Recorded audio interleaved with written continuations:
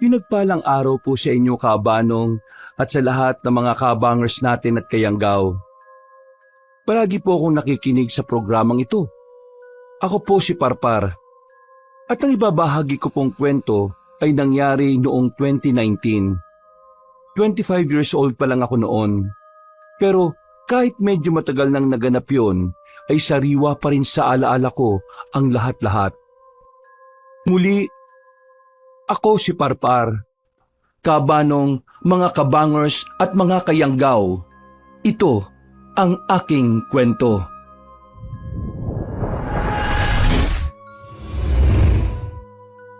Bago nga pala magsimula ang ating kwento, sana'y mapindot nyo muna ang subscribe button at ang notification bell para lagi kayong nanonotify pag may bago tayong mga kwento. At huwag nyo rin kalilimutan mag-like at comment. Napakalaking tulong po ito sa ating channel para mas makapagatid pa kami sa inyo ng mga magaganda at mga nakakapangilabot na mga kwento. At ngayon, sa ating pagpapatuloy. Birthday ni Kovia nung araw na yon, ang isa sa mga kababata at kasamahan ko sa pagkukonstruksyon. Sa aming tatlong magkakaibigan, siya pa lang ang may asawa at isang anak. Maangas lang magsalita si Kovia, pero kung tutuusin, siya ang pinakamabait at matino sa amin ni Naisko. Kaya wala silang nagiging problema ng asawa niyang si Gracia. Dahil responsable siyang asawa. Sa totoo lang, Kabanong, ganito ang pangarap ko noon kapag nakapag-asawa na ako. Pagdating ko sa bahay ni Kovia, naabutan ko na si Isko sa loob ng bakuran. May ginagawa kasi kaming kubo roon para maging tambayan namin. Lalo na kapag may mga ganitong selebrasyon. Dahil abala sa pagbabasa ang kaibigan ko, kaya hindi niya ako napansin na pumasok. Mula sa likuran ay hinawakan ko siya sa magkabilang balikat saka ginulat. Kunwari nagulat ako. Wetots mo. Ano yung binabasa mo, ha? Notebook daw to ng lolo Tokni ni Ivana. Dala kasi to ng anak niya kanina eh. Nandito sila. Pero tulog na si Rex. Notebook ng ano? Ewan ko. Parang diary na ewan eh. Ang weirdo nga ng mga nakasulat. May tigbalang pa. May nuno sa punso tapos may dambilaga at kung ano-ano pre. Patingin nga. Ako na muna magbabasa. Di ka naman marunong magbasa eh. Kunwari ka pa. Lul, first honor kaya ako ng elementary. Lul ka rin. Gasti. Kaya nga tayo construction worker ngayon eh. Kasi hindi tayo nakapagtapos ng elementary. Huwag ako, pre. Oo nga, no. Takte. Nadali mo kaagad ako ron, ah. Oh, eto na nga. Basahin mo na tapos paliwanag mo sa akin yung iba, ah. Pagkakuha ko sa lumang notebook, Kabanong, binasok ko kaagad ang pahinang tumambad sa akin. Nung una, medyo nalilito-lito rin ako dahil kakaiba ang ilang salita. Para siyang narinig ko na sa Latin pero hindi rin ako sigurado. Meron pang ang mga simbolo.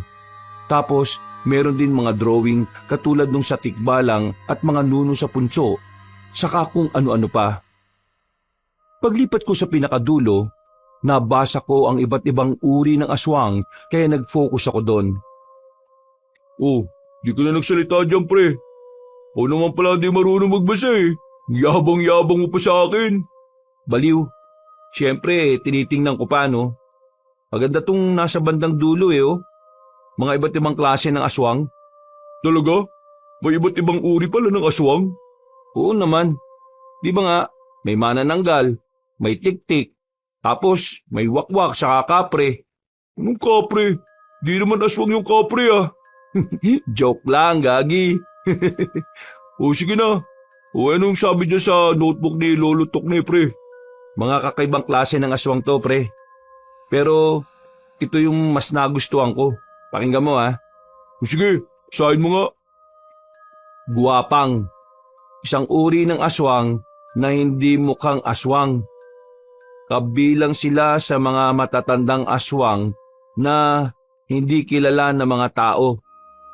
Maihahalin tulad sila sa mga vampira pero katulad ng normal na tao ay kaya nilang makatagal sa sikat ng araw. Ano yan? Yung parang palabas ng mga vampira na nagkain laban? Ano pa? Teka muna, makinig ka nga muna, pre. Oo, sige. Tuloy ang basa. Saan na ba ako? Ito. Makikilala sila dahil sa maputlang balat na makinis, malaartistahing pagmumuka, at kung minsan hindi kontrolado ang pag-iba ng kulay ng mga mata nila. May kakayahan din silang pahabain ng mga kuko sa kamay at mga ngipin kung kinakailangan. At katulad ng mga vampira, sariwang dugo lang ng tao ang kanilang paborito. Bihira sa mga katulad nila ang kumakain ng laman loob at kung meron man, palaging puso lang ng tao ang kinukuha nila. Bah, ayos ah. Parang choosy sila no. Kung magiging aswang ako, gusto ko na lang maging guwapang pre.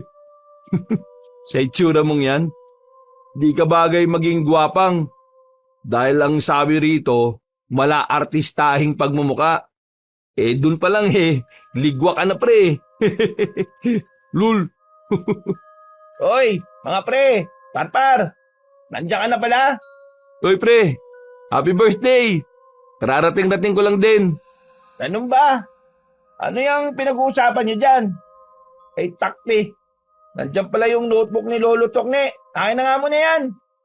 Baka sa kababasa nyo yan maging albularyo na rin kayo ha. Oo nga kakaiba talaga yung lolo ng asawa mo pre Ganun talaga. Tara na, magtayo na tayo. Lalabas ko lang yung mga pagkain tapos magtimpla na tayo ng gin bulag. O sige pre, pero babalik pala ako Magbabayad lang ako sa tindahan ni Ate Maye. Baka hindi na ako makautang dun kapag hindi ako nagbayad. O ibayad mo na rin kami sa utang namin. Nek nyo. Sigurado mong babalik ka Oo naman. Gaya mo naman ako sa inyo na Indianero. O sige na, para makabalik agad ako. Nagmadali na nga muna akong pumunta sa tindahan ni Ate Maye. At nang pabalik na ako sa bahay ni Kovia, napalingon ako sa karinderyang nasa dulong bahagi ng iskinita. Sa likod noon ay mga bukirin na at marami doong mga kambing. Sa dakong yun nakatira si Juliana. Siya po yung babaeng ilang buwan pa lang sa Baryo Cambebe pero halos kilala na ng lahat. Kabanong, maganda po kasi si Juliana. Morena siya, balingkinitan at nakakahumaling kapag umingiti. Bukod sa panlabas na katangiang yon, ay magaling siyang magluto lalo na ng papaitan. Doon talaga siya nakilala ng mga taga-samin. Kaya tuwing tanghali ay talagang napupuno ang kanyang karinderya. Talaga kasing masasarap ang mga niluluto niya at masasabi kong pwede itong ipantay sa mga kilalang restaurant sa aming probinsya. Pero kahit na ganon, ay may napapansin akong kakaiba kay Juliana.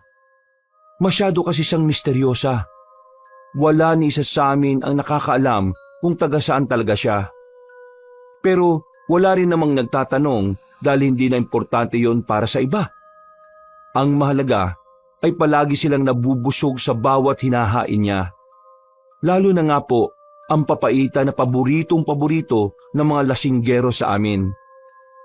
Minsan nga ay napapaisip ako na baka ginagayuman na lang kami ni Juliana. Pero sa totoo lang kabanong ay masasarap talaga ang mga luto niya. Merong kakaiba sa kanyang putahe na wala sa ibang karinderya.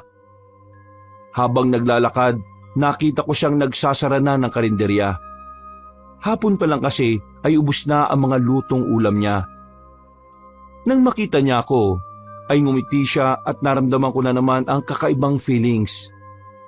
Hindi ko alam kabanong, pero sa tuwing magtatama ang tingin namin ay madalas na sumasakit ang ulo ko.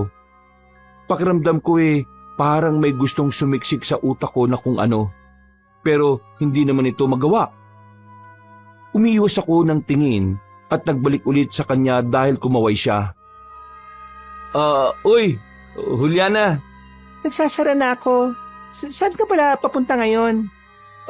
Sa bahay ni Kovia? Ay, oo nga pala. Birthday niya, di ba? Narinig ko lang nung kumain kayo kahapon dito. Oo eh. Sandali lang May natira pa kasing papaitan doon. Ibibigay ko na lang sa inyo. Naku, nakakaya naman. Baka mamaya ulam mo pa yon. Hindi naman. Busog na ako.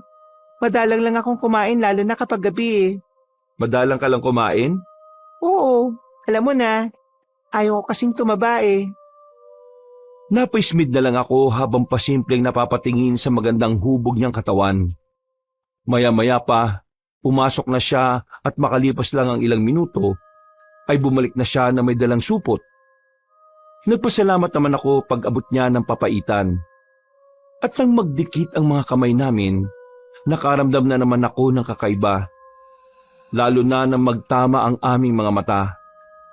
Pakiramdam ko talaga, Kabanong, sa tuwing titingin siya sa akin ay parang gusto niya akong hipnotismohin. Kaya sa huli ay napapaiwas ako ng tingin habang sumasakit ang ulo. Matapos ko makapagpaalam, ay nagmadali na akong bumalik sa bahay ni Kovia. Pagdating ko roon ay eksaktong palubog na rin ang araw. Nagiinuman na sina Isko at Kovia na parabang may mga tama na ng alak.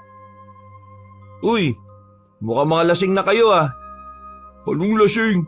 Di kami lasing no? Nagsisimula pa nga lang Pre, tagay na. Paspas dapat tayo para makarami. Alak na alak ka naman masyado parang Isko Oh, paring Kovia, pahingi naman ng lagayan Nagpaabot ko si Juliana nitong papaitan para raw may pulutan tayo. Oh, bakit? Galing ka kay Juliana? Hindi ako galing doon, baliw ka. Napadaan lang habang nagsasara siya tapos nakita niya ako. Naalala niya raw nung nag-uusap-usap tayo kahapon na birthday mo nga ngayon, Kovia. Kaya ito, nagbigay siya nito. Hindi, shot puno mo na. Mamaya na, di pa nga ako nakakakain Pwede kumain ka na, para makatagay ka na. Uy, kalmaan mo lang. Kalulubog pa lang ng araw Nagmumukha ka na kagad hulas niyan. Wala nang kalma-kalma mga pre. Lagukin mo na kagad tong shot mo, parpar. Madaling-madali ka naman masyado, pre. Mauubusan na ng alak yan. Para kang pamilyado Kaya nga, wala naman maghanap sa'yo kahit di ka naman umuwi sa inyo Mga ugag, kapag sinagot ako ni Juliana, huyo talaga kayo sa aking dalawa. Pagkadinig namin ni Kovia na sinabi yon ni Isko ay nakatinginan kami. Sabay din kaming napabaling sa maitim kong kaibigan. At pagkalawon ay sabay din kaming humalakhak. Umalingaw-ngaw pa nga ang ingay naming hindi lang sa buong kubo kundi hanggang sa buong bakuran. Si Kovia ay napahawak sa tiyan dahil sa kakatawa habang ako naman ay halos naglupasay na sa upuan. Pero natigilan din kami nang muling bumoses si Isko at sa pagkakataong yon ay talagang seryoso na siya. Tawang-tawa pa kayo Tingnan niyo sa mga darating na araw. Ayaw ko pa sana itong sabihin kasi ang usapan namin ni Juliana, sikreto lang muna naming dalawa to. Anong sikreto naman yan? Yung pangliligaw ko sa kanya. Paniwalaan niyo man o hindi, totoong nililigawan ko siya. Cross my heart, double-double. Kahit mamatay pa buong pamilya ko. Totoo nga? Totoo nga. Hindi to usapang lasing mga pre. Dahil low-key lang kami. Toots, seryoso ba yan? Si Juliana, nagpapaligaw sa'yo? Oo nga. Nililigawan ko nga siya. Kahit itanong niyo pa sa kanya. Pero pag niyo muna pala itong itanong kasi gagalit yun. Sabi niya kasi sikreto lang namin Baka kaya ayaw mong ipatanong kasi hindi naman totoo. Kapag tinanong namin sa kanya, baka mapaya ka lang. Bahala kayo. Kung ayaw niyo maniwala. Basta, totoo sinasabi ko. Tagay mo na nga yan, habang kumakain pa yung si Parpar. Napapailing na lang ako habang nag-aasara ng dalawa, Kabanong. Pero Sa kabilang banda ng isip ko, napapatanong din ako kung totoo nga ba ang sinasabi ni Isko. Naalala ko kasi nung nakaraang 3 linggo, bago makitang patay yung adik na si Rafi, ganyan-ganyan din ang sinasabi niya sa mga taga sa amin, na nililigawan niya ng pasikreto si Juliana. Tapos yun, makalipas lang ang ilang araw, ay natagpuan na lang siyang patay dun sa kalsada sa main road papuntang bayan. Hindi maganda ang sinapit niya. Lasog-lasog kasi ang katawan nung makita siya roon sa gilid. Ang sabi lang, posible raw na nasagasaan ng mga truck ng gulay na dumaraan at hindi nakita. Hindi ko rin alam kung bakit ko naisip bigla kabanong. Parang ang random lang pero pilit kong itinutugma ang sitwasyon ngayon ng kaibigan ko. Natapos na lang akong kumain ay patuloy pa rin sa asaran ang dalawa. Sumabay na rin ako sa tagay. Pero ang usapan pa rin nila ay patungkol pa rin kay Juliana. Sabihin mo na lahat ang gusto mo sabihin, paring Kobya. Pagbibigyan kita dahil birthday mo naman eh. Basta, huyo ka talaga sa akin kapag naging kami ni Juliana. Mainggit pikit na lang talaga kayo sa akin. Hindi naman ako maiinggit sa'yo, pre, no? May asawa na ako eh. Tsaka, kung totoo man yung sinabi mong yan, eh di masaya ako para sa'yo. Di ba? Basta, kung totoo lang talaga doon tayo sa totoo, syempre. Kanina pa nga ako sabi ng sabi, kahit mamatay buong pamilya ko. Eksaktong pagkasabi noon ni Isko, ay bigla kaming nakarinig ng malakas na alulong ng aso mula sa hindi kalayuan. Sabay-sabay kaming napatingin sa kinaroroonan ng ingay, at pagkalaon ay bigla rin akong kumatok sa kahoy sa kabumulong. Ano yung ginagawa mo, pre? Ipakatok-katok ka pa dyan sa upuan. Pinto ba yan? Pamahiin yun, pre. Kaya huwag kang basa-basang nangangako ng ganyan dahil baka mamaya marinig ka ng demonyo. Narinig mo naman umalulong pa yung aso. Sus! Natural umaalulong yung aso dahil aso yun. Ang hindi natural kung magmeow yung aso. Alam mo, pre, hindi ko alam kung maiinis ako matatawa sa mga sinasabi mo Nakakainis kasi pilosopo kang hayop ka. Nakakatawa kasi yung ekspresyon ng pagmumukha mo habang sinasabi mo yung joke Hindi naman joke yun Totoo naman yun, di ba? May aso bang humingiyaw? Ambot sa imo. Basta, mainggit na lang kayo sa akin sa mga susunod na araw. Luluhod ang mga tala sa akin kapag sinagot na ako ni Juliana. O sige, ganito na lang mga pre. Parpar, kapag nakita natin si Isko at Juliana na magkasama at sila na talaga, 1 linggo natin siyang hindi pagtatrabahuin dun sa site. Pero kapag fake yung mga pinagsasabi niya, yung gawain natin dun, siya naman ngayon ang gagawa. O ano, deal? Sige, deal! Basta bago matapos ang buwan na to, yun yung pangako sa akin ni Juliana Naglahad kami ng kanang kamay bilang tanda ng pangako. At pagkatapos ay nagkasundo na nga kami. Matapos sa mga kalokohang pinagsasasabi namin, ay naghalakhakan na lang kami at nagtuloy na sa inuman. At sa pagpapatuloy ng mabuti naming usapan, ay nakaramdam ako ng pananakit ng pantog. Kaya saglit akong nagpaalam sa kanilang dalawa para umihi. Naglakad ako ng ilang hakbang palayo sa kubo at nang marating ang mataas at mayabong na puno ng nyog, binuksan ko ang zipper saka tumingala at umihi. Seryoso akong nakatanaw sa tuktok ng puno hanggang sa meron akong maaninag na pares na mga namumulang mga mata. Hindi naman ako kagad natakot dahil kadalasan mga uwak lang naman yon na nagtatago sa dilim. Pero nang magkampay yon ng pakpak ay naggulat ako at napatras. Nabasa tuloy ang pako ng ihi dahil medyo nawalan ako ng balanse at muntikan na matumba. Lumipad ang malaking ibon papunta sa kapunuan at hindi ko na yon nakita pa. Anak ng teteng, uwak ba yun? Parang ang laki naman nun kung uwak. Yung ibon yun. Tinuloy ko na ang pag-ihi at nang matapos na muli akong napatingin sa pinuntahan ng nasabing ibon kanina, humangin ng mahina kaya parang nagsayawan ng mga puno sa dakong yon. Hanggang sa may maaninag akong imahe sa hindi kalayuan. Sino yun? Juliana? Napakusot ako ng mga mata at siniguro kung ano nga ba talaga ang aking nakita. Pero nawala ang imahe. Sa halip ay nakita ko na naman ang ibon kanina na nakadapo na sa malaking sanga ng puno roon. Nakatingin ang mapupulang mga mata sa akin na parabang nagmamatsyag. Hindi nga yun isang uwak, kaya hinayaan ko na lang din. Pagkatapos kong magpagpag, ay naglakad na ako pabalik sa kubo.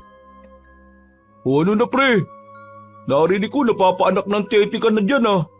Para kang nakatapak ng tae ng kalabaw. Hindi, may lumipad lang na ibon. Hindi siya uwak eh, pero nakalayo na. Sus! Ang duwag mo naman. Para ibon lang eh. Sinabi ko ba na natakot ako? Nagulat ako, di ba? Iba yung natakot sa nagulat. Kahit kailan ka talaga. Shot na nga. Yan ang maganda mong sinabi. Shot na. Para kapag nalasing na tong si Isko, mangangarap na naman to na manliligaw ni Juliana eh. Tumpak pre, natumbok mo. Tingnan lang talaga natin mga ungas. Sige, shot na! Pagbalik ko ng kubo, ay nakitawa na lang din ako sa mga kaibigan. Hindi ko na rin sinabi na parang nakita ko si Juliana dahil parang guni-guni lamang naman sa akin yon. Nagpatuloy na nga ang inuman namin. Hanggang sa sumapit na nga ang 10:30 ng gabi. Medyo tinamaan na rin ako. Kaya hindi ko napansin na umalis na pala si Isko. Sinabi na lang sa akin ni Kovia pagkatapos ko ulit na umihi.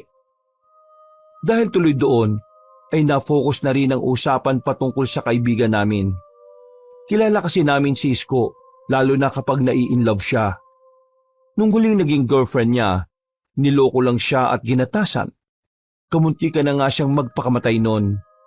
Kundi lang namin in-encourage at syempre sa tulong rin ng mga kapamilya niya. Are, sana talaga totoo yung sinabi ni Isko, no? Para kung sila man ang magkatuluyan ni Juliana, at least, masaya tayo para sa kanila. Oo, pre. Kaso, too good to be true eh. Hindi naman sa pangano Masyado maganda si Juliana para kay Isko. Hindi tayo sure kung papatulan siya nun. Hanggang pantasya na lang siya roon. At feeling ko yung tipo nung mga babaeng ganon, yung mga katulad mo, pre. Ba't naman pati ako nasama? Gagawin mo pa kaming love triangle niyan eh. Hindi, dangik. Pwera biro. Sa tuwing kumakain tayo ron, napapansin ko na malagkit ang tingin sa'yo ni Juliana eh.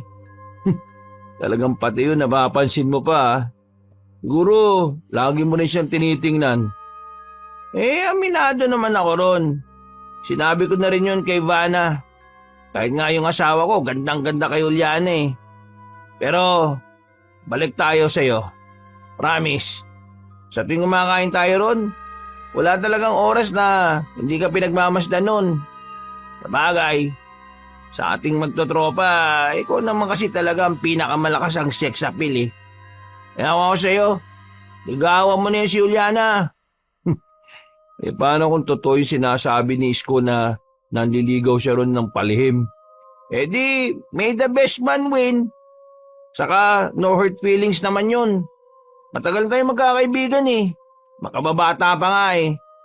Alam naman ni Isko sa sarili niya na kaibangan yung mga sinasabi niya. Ikaw talaga ang mas may chance. Bakit kasi ayaw pang manligaw eh? Hindi ko nga rin alam pre. Basta, hindi pa talaga pumapasok sa isip ko yung mga bagay na yan. Wetots, baka naman hindi talaga babaeng hilig mo Nahiya ka lang sabihin sa amin Gag. Kung ano man ang nasa puso mo pre, suportahan ka namin ni Isko. Basta wag mo lang kaming tataluhin Sira ulo. Di ako bakla no. Sadyang wala pa talaga sa isip ko yan. Alam mo naman sitwasyon namin sa bahay, di ba? Pareho may sakit si Nanay Yayong at si Tatay Paeng. Tapos, nag-aaral pa yung bunso kong kapatid, si Rafa. Kaya ako lang naman na nagtatrabaho sa amin eh. Hindi na nga ako nakapagtapos ng elementary, di ba? Biro lang. Alam ko naman yun eh. Pero malay natin, baka si Juliana na yung daan para sa pag-asenso mo, di ba? Sira ulo mo talaga. Ginawa mo pang sugar mama itong si Juliana. Oy, bakit? Hindi naman nakakalayo edad nyo Parang sa pagkakalam ko, 30 na yata yun, sabi ni Ate Mai. Age doesn't matter naman, pre. Kaya kung ako sa'yo, ikaw na unang maligaw doon. Ay nako, shot mo na nga to. Tapos, ako na yung last shot. Pagka-shot namin pareho ng alak, ay nagpasya na rin kaming mag-uwian. Lumabas na rin kasi ng bahay si Vanna. Umiyak kasi ang anak nilang si Rex. Dahil dito, tumulong na ako sa pagliligpit ng pinag-inuman namin. Pagkalaon ay nagpaalam at nagpasalamat na ako sa mag-asawa. May pasok pa rin kasi kami bukas. Magkakasama kaming 3 doon sa bahay bakasyon ang ginagawa na malapit lang din sa bukid at sa karinderya ni Juliana. Bago maghiwalay ng landas, ay eksakto na nakarinig kami ng malakas na alulong. Katulad nung kaninang hindi pa malalim-lalim ang gabi.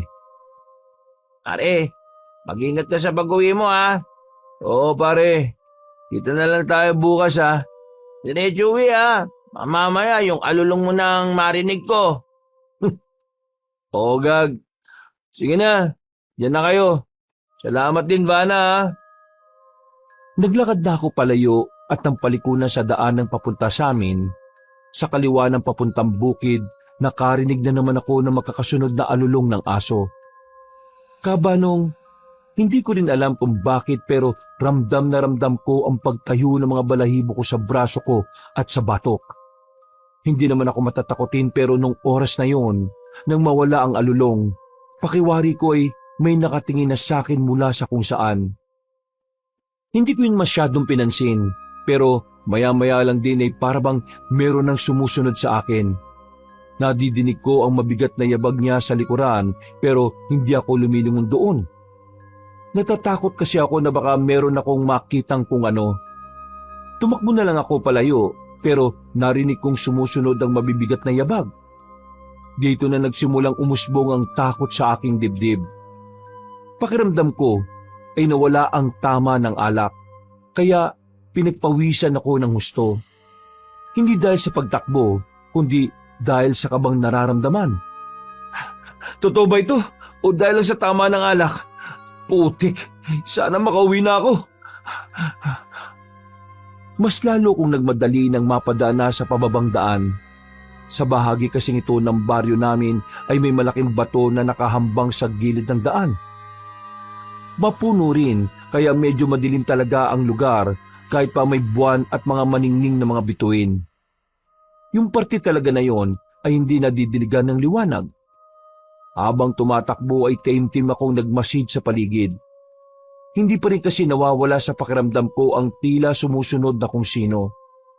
Nakakilabot talaga sa pakiramdam na parang nagpawala ng tama ng alak sa akin. Sa totoo lang Kabanong, hindi na bago sa akin ang mga katatakutan sa aming lugar. Bata pa lang kasi ay mulat na ako sa ganitong kwento mula sa nanay Yayong at tatay Paing ko. Nung hindi pa sila parehong nakaratay sa banig ng karamdaman, marami silang kwento tungkol sa kababalaghan. Katulad rin sila ni Lolo Tukne ni Vanna. Mahilig sa pamahiin at maraming alam sa mga gawi ng hindi pangkaraniwan. Kaya ganun na lang din ang paniniwala ko at pagsunod sa mga pamahiin. Dahil alam ko rin naman na walang mawawala kung susunod sa mga ito. Sa kabila ng kwentong kababalaghan, sa tanang buhay ko ay hindi pa ako nakakaengkwentro ng mga bagay na ikinukwento ng aking mga magulang katulad ng aswang, mangkukulam, engkanto at iba pa. Pero malaki ang respeto ko sa mga taong naniniwala sa ganito. At ngayong tila nararanasan ko na, doon ko mas nasiguro na totoo nga ang mga kababalaghan. Nang nasa gitna na ako ng nasabing daan, mas lalo kong narinig ang mabibigat na yabag. Hindi pa rin ako lumingon sa likod dahil ayaw ko makakita ng ikagugulat ko at ikatatakot. At sa pangatlong pagkakataon ay naulit na naman ang pag-alulong ng aso ng ilang ulit. Napakaripas na talaga ako ng takbo. Alam ko rin sa sarili ko na wala na ang tama ng alak kaya mas ramdam ko na ang takot. nakakarinig na rin kasi ako ng pagaralgal na tinig na tila papalapit ng papalapit sa akin. Nang tumigil ang alulong ng mga aso, ay bigla namang humangin ng malakas dahilan para mapatingin ako sa itaas. Kitang-kita ko ang pagsayaw ng mga dahon ng puno pati na rin ang sinag ng buwan na parang nagpupumilit pumasok sa dakong dinadaanan ko. Pagdampi ng hangin sa balat ko, ay mas lalong tumindi ang kilabot. Ang mga balahibo ko sa braso at batok ay muling nagtaasan. Kaya napahimas ako sa bahaging yun habang nagmamadali sa pag-uwi. Nang tumigil na ang malakas na hangin, ay bigla na lang din akong napahinto. Nawala na kasi ang mabibigat na yabag sa likuran. Napalingon ako roon ng pasimple at takainga ng maluwag nang wala akong makita. Pero pagharap ko, nagimbal ako dahil nakita ko na naman yung malaking ibon na mamula-mula ang mga mata. Ito rin yung ibon na nakita ko roon banda sa bakuran ni Kovia. Nakapwesto yon sa sanga habang nakatingin sa akin at tila nanlilibak. Parang lumaki ang ulo ko sa takot kaya napakaripas talaga ako ng takbo. Sa sobrang taranta ko ay kamuntikan pa akong madapa. Mabuti na lang ay mabilis din akong nakapagbalanse ng sarili. Kaya nagpatuloy na lang ako sa pagtakbo ng matulin. Ibon ba talaga yun? Bakit parang sinusundan ako nun? Sa kabutihang palad ay nakarating na rin ako sa mga kabahayan, kung saan kahit papaano ay may mga liwanag na ang mga daanan. Hingal na hingal at pawis na pawis talaga ako sa pag-uwi ng bahay. Parang mas nagmukha pa akong nag-jogging kesa naginom. Pagkatok ay sinalubong ako ni Rafa na patulog na rin. Bago pumasok sa kwarto naming magkapatid, ay sumilip muna ako sa tulugan nila nanay at tatay. Nang makita kong nahihimbing na ang tulog nila, ay nakahinga na rin ako ng maluwag. Nagilamos lang ako ng katawan saglit bago tumabi sa nakababata kong kapatid. Nawala na rin bigla sa isip ko yung mga nangyari dahil mas natuon na naman ang pag-iisip ko kay nanay at tatay. Nung malalakas pa kasi sila kabanong, masisipag talaga ang mga magulang ko. Pero ito naman ang panahon na matigas ang ulo ko at laging nagbubulakbol. Kaya hindi ako nakapagtapos ng elementarya. Kung alam ko lang na mangyayari ang ganito, nakinig na lang sana ako sa mga magulang ko. Kaya ang payo ko rin sana sa mga nakikinig ngayong mga kabataan, habang may lakas pa ang mga magulang natin, habang pinag-aaral pa nila tayo, huwag tayong maging pasaway. Dahil kapag dumating ang panahon na hindi na nila tayo kayang tulungan, magsisisi kayo tulad ng nangyari sa akin. Para hindi na ako mauwi na naman sa kalungkutan, ay idinaan ko na lang ang lahat sa dasal sa Diyos. Lord, marami pong salamat dahil sa kabila ng mga pagkukulang ko bilang anak. Hindi mo pa rin po ako pinababayaan, pati ang mga magulang ko. Ang dasal ko lang po sana ay proteksyonan niyo po sila at tumaba pa ang kanilang mga buhay. Hindi po ako nawawala ng pag-asa na gagaling ulit ang nanay at ang tatay ko. Kayo na po palagi ang bahala sa pamilya namin. Sa ngalan ng Diyos Ama, ng Diyos Anak, at ng Diyos Espiritu Santo. Amen. Matapos ang taimtim na panalangin ay nakatulog na nga ako na mahimbing. Dahil na rin sa matinding tama ng alak at sa matinding pagod sa pagtakbo ko kanina. Kinabukasan ay isang nakakagulat na masamang balita ang sumalubong sa akin. Pagpunta ko sa construction site, parehong naroon sina Isko, Kovia at ang iba pa naming kasamahan. Kinakausap sila ng may-ari ng ginagawa naming vacation house. Sinabi nga sa amin na 2 linggo kaming mawawalan ng pasok dahil nagkaroon ng aberya sa mga materyales. Nung araw na yon ang huling pasok namin at ibibigay na rin ang sahod sa amin. Hindi magandang balita ito para sa akin dahil hindi talaga ako po pwedeng mawala ng trabaho. Kaya hindi rin ako masyadong nakapag-focus sa pagtatrabaho. Binigyan na lang kami ng pampalubag loob ng amo namin. Sinagot niya ang pananghalian naming lahat at binigyan kami ng kaunting grocery. 3:00 pa lang ng hapon ay tinapos na kagad ang trabaho. Binigay na rin sa amin ang mga sahod. At para makabawas sa stress, nakayayaan kami ni na Isko at Kovia na magmeryenda sa karinderya ni Juliana. Habang kumakain kami, ay pasimple kaming nakakantsawan dahil naalala na naman namin ang sinabi ni Isko sa inuman nung gabi. Paring Parpar, itanong na ba natin kay Juliana yung mga pinagsasabi nitong si Isko? Ikaw bahala, pre. Pero tanungin muna natin tong kumpare natin. Ano, Isko? Kausapin ko na ba yung babae mo? Uy, bakit hindi ka na makapagsalita dyan? Tumigil nga kayo. Kapag di nyo pa inubos yung papaitan nyo, kukunin ko yan. Seryoso ba naman masyado, pare? Inibiro ka lang eh. Di magandang biro, pre. O sige na nga, di ko na sasabihin. Baka mamaya dahil dyan hindi mo na ako pansinin hanggang tumanda tayo. Ang uoy mo, pre. Pero pwede ko rin gawin sa'yo yun. Hello sa inyo. Napansin kong hindi niyo pa tinitikman yung papaitan May problema ba sa luto? Malamig ba o hindi masarap? Medyo hindi ko kasi sigurado kung nalagyan ko ba yan ng pampalasa Hindi ko na rin kasi natikman kagad dahil dumagsa kagad yung tao. Hindi kami kagad nakapagsalita dahil nagulat talaga kami sa biglang pagsulpot ni Juliana. Nakatitigan na naman nga kami. Pero dahil tila sumakit na naman ang ulo ko, kaya ako umiwas ng tingin. Nahiya rin kasi ako kay Isko. Dahil baka nga totoo rin naman talaga ang sinasabi niya sa amin kagabi na nililigawan niya ang dalaga. Naku, hindi. Masarap nga Ewan ko ba dyan sa dalawang yan? Bakit hindi pa nila tinitikman yung sa kanila? Sabi ko nga, kukunin ko na lang kung ayaw pa nilang kainin. Ay, ganun ba? Sabihin niyo lang sa akin kung iba ang lasa o malamig na Bibigyan ko na lang kayo ng bago. Naku, hindi na. Sigurado namang masarap tong luto mo Huwag mong pagpapapansinin yung sinarap-rap at kobya. Sigurado kayo Tumango lang kami at nag-okay sign tanda ng pagsang-ayon. Ilang saglit pa ay nagpatuloy na rin kami sa pagkain ng papaitan. Bumili na rin ako ng extra para may madala sa bahay at bago kami mag-uwian, nilapitan kami ulit ni Juliana para kausapin. Pasensya na sa inyong tatlo pero narinig ko kasi ang usapan nyo kanina 2 linggo ba kayong mawawalan ng trabaho? Oo nga Kakalungkot nga. Kailangan ko pa naman ng trabaho. Di ako pa pwedeng mawalan talaga lalo na sa akin umaasa yung nasa bahay. Pwede ba na habang wala kayong trabaho dito na muna kayo sa akin mamasukan? Sa dami kasi na kumakain itong mga nakalipas, medyo nahihirapan ako. Lalo na't umalis na rin yung katukatulong ko Eksakto na 2 linggo rin naman bago dumating yung kapalitan niya. Ha? Seryoso? Oo.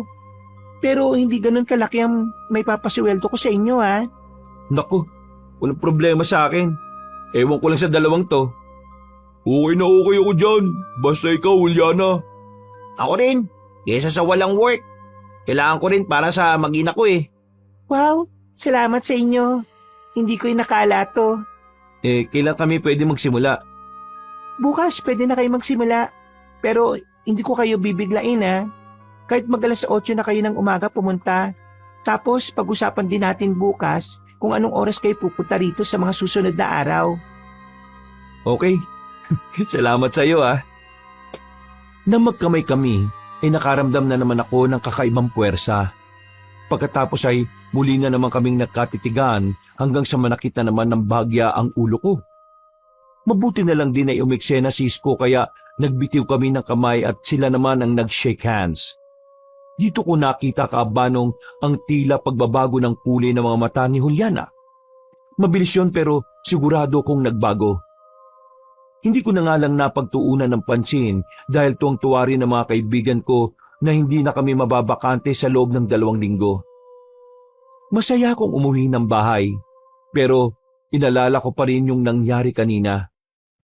Napapaisip na talaga ako ng gusto kung bakit sa tuwing nagtatama ang mga mata namin ni Juliana, parang pakiramdam ko para siyang nagpupumilit na pumasok sa isipan ko.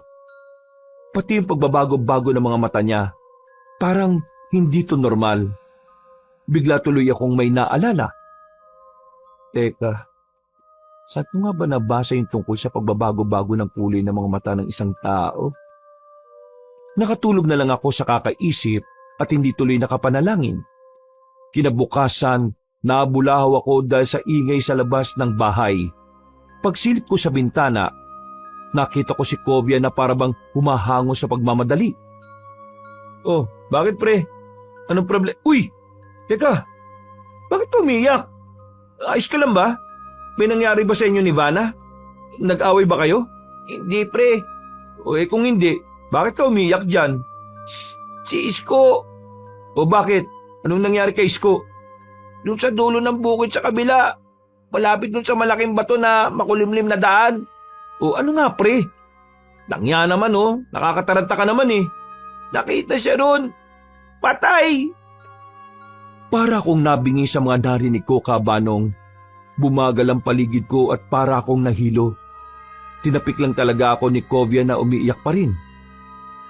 Pagkalaon ay sa kanya ko inaya na magpunta nga roon sa lugar kung saan sinasabing nakita ang bangkay ng kaibigan namin. Dali-dali kaming tumakbo at nang nasa malaking bato na kulimlim na daan na kami, marami ng mga tao na nakikiosyoso sa kung anong nangyari.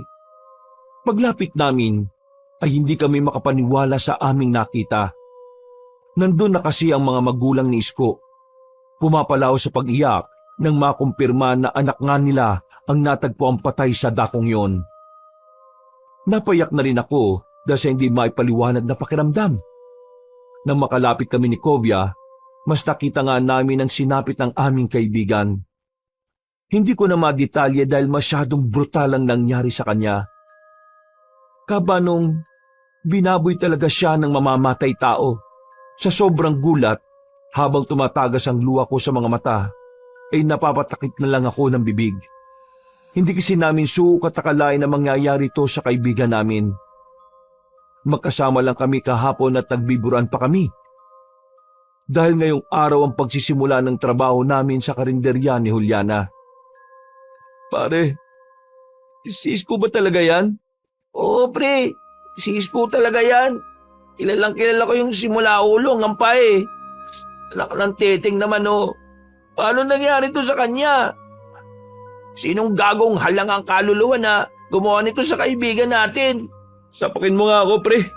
Baka nananaginip lang ako. Totoo to, pre. Wala na si Isko. Kahit ayaw kong maniwala, totoo talaga. Sa sobrang gigil ko ay napasigaw ako saka pinagsusuntok ang katawan ng punong nasa gilid. Pinigilan lang din ako ni Kovia dahil dumating na ang mga kinaukulan para kunin ang bangkay. Dahil sa nangyari ay hindi na muna kami nakapagtrabaho sa karinderya ni Juliana. Naintindihan din naman kami ng dalaga kaya bilang pakikisama sa pagdadalamhati ay nagsara na rin muna siya. Kahit marami ang naghahanap lalo na sa papaitan niyang pinakamabenta. Habang hinihintay namin mula sa morgue ang mag-iimbalsa ng katawan ni Isko, tumambay muna kami sa bahay ni Kovia. Sa kubo na palagi namin pinupwestuhan para pag-usapan ang nangyari. Walang nagsasalita sa aming dalawa. Nakatenga lang din ang alak sa mesa dahil tila wala rin gustong gumalaw nito. Pumikit ako at muling inisip ang mga pangyayari hanggang sa mapayak na naman ako. Narinig ko pa na napamura si Kovia habang nagpupunas din ng mga mata. Pare, sa palagay mo, sino gumawa nun sa kaibigan natin? Posibleng yung nababalita nung nakaraang buwan na mamamatay taong nangunguha ng laman loob. Walang hiya. Hindi pa ba nahuhuli kung sinong tao na yun? Hanggang ngayon? Malamang hindi pa. Sana nga umaksyon na yung mga kinaukulan sa bayan eh. Sa totoo lang, nakakabahala na yun dahil hindi lang naman isa ang nadali eh. Kundi parang marami na rin yata. Ay, oo. Saan ba kasi nagpunta kagabi si Isko eh? Uli tayo magkakasama dun sa karinderya ni Juliana, di ba? Hapon pa yun, saka maaraw pa. Hindi na kasi ako lumabas dun pagkatapos dahil nasikaso ko sila nanay at tatay eh. Umalis kasi yung kapatid ko. Yun nga pre, tinanong ko kanina yung nanay ni Isko. Lumabas daw ng gabi dahil may kikitain babae. Ang sabi, babalik din daw kaagad. Tapos, yun na nga, pagsabit ng umaga, akala nila nakauwi na at natutulog lang. Kung di pa nila nalaman yung balita, hindi rin nila malalamang hindi pala umuwi si Isko eh. May kikitain siyang babae. Sino naman? Hindi ko rin alam. Ang sabi nga sa akin, palagi na raw ginagawa yun ni Isko kaya nasanay na yung mga tao sa kanila. Hindi kaya pare si Juliana yung sinasabing kikitain niya? Yun nga rin ang naiisip ko eh. Bakit hindi kaya natin tanungin mismo si Juliana? Oo nga pre, pero bukas na natin siya tanungin. Total, papasok rin naman tayo doon bukas eh. Oo nga. Tara, uminom na muna tayo para mabawasan tong bigat na nararamdaman natin. Ay nako, di ako sanay ng ganito. Pero wala na tayong magagawa dahil patay na talaga yung kaibigan natin eh. Hindi na ako umimik. Kinuha ko na lang bigla ang alak at tinungga ko ito. Tumigil lang ako nang inagaw na ni Kovia ang bote at siya naman ang tumungga. Nagsalitan kami hanggang sa malasing pareho. Nang medyo hilo-hilo na rin, habang nagkakaiyakan ay nagpaalam na akong umuwi. Kay Ivana na lang ako nagsabi dahil nakatulog na si Kovia sa kakaiyak. Madilim na ang paligid habang tinataha ko ang daan pauwi ng bahay. Napadaan na naman ako roon sa malaking bato na liblib na daan. Nang makita kong may nakatirik na kandila sa gilid kung saan nakita ang bangkay ni Isko, ay huminto ako saglit. Umiyak na naman ako dahil sa sama ng kalooban. Sadyang hindi ko pa rin kasi matanggap na namatay na lang ng ganun-ganun na lang ang kaibigan namin. Sa nakita kong itsura ng bangkay nung umagang yon, nasisiguro kong nahirapan ang gusto si Isko bago mamatay. Tumigil lang ako sa pag-iyak na makarinig ako ng pagaspas ng ibon. Kasabay nito ay may kalakasang bugso ng hangin. Pagtingala ay nakita ko na naman ang misteryosong ibon na nakita ko nung nakaraan. Nagpunas ako ng luha at sinundan ko yun ng tingin hanggang sa dumapo sa matabang sanga ng isang puno. Nangislap na naman ang mga mata nitong namumula kabanong, pero sa pagkakataong yon ay hindi ako nakaramdam ng kahit na anong takot. Mas matimbang kasi ngayon ang bigat sa puso ko. Ikaw na namang ibong ka? Bakit ka ba sunod ng sunod sa akin, ha? Lag niya. Malis ka nga! Kumuha ko ng bato at hinagisan ito. Pero hindi ito natinag. Sa gulat ko ay lumipad pa yun at lumapag sa harapan ko. Sisipain ko na sana dahil sa inis pero mas nagimbal ako nang mapagtanto na halos kasing laki ko na pala bigla ang nasabing hayop. Anak ng putsch! Paano ka naging kasing laki ko? Dahil hindi naman ako ordinaryong ibon lang. Nanlaki ang mga mata ko nang marinig ko na ito na nagsalita. At sa isang iglap ay bigla na lang gumapang ang matinding kilabot sa aking katauhan. Nakaramdam ako ng kaparehong pakiramdam sa tuwing magtatama ang tingin namin ni Juliana. Dahil dito ay biglang bumaba ang tama sa akin ng alak. Napatras ako ng dahan-dahan habang nakatingin sa nasabing ibon. Na unti-unti nang nagpapalit ng anyo. Sa takot ko ay kumaripas na ako ng takbo kahit medyo mahilo-hilo pa. Hindi ko na tiningnan ang itsura ng nilalang. Sa sobrang pakataranta ay natapilok at nauntog ako sa maliit na bato. Wala na akong naalala pagkatapos noon. Nagising na lang ako dahil sa kalabit ng mga tanod na nagro-ronda. Napabalikwas pa ako ng bangon at nagsisigaw. Pinakalma lang ako at nang mapagtanto ko rin naman na nasa barangay hall ako, ay huminahon na rin ang aking kalooban. Pinagalitan pa ako ng konsehal at sinabing huwag magpagala-gala lalo na ngayon. Hinatid na rin ako sa amin kaya nakapagpahinga na rin talaga ako. Kinabukasan, masakit man sa ulo ay pumasok na rin kami pareho ni Kovia sa karinderya. Nakakahiya na rin kasi kay Juliana. Lalo na nangako kami kahapon.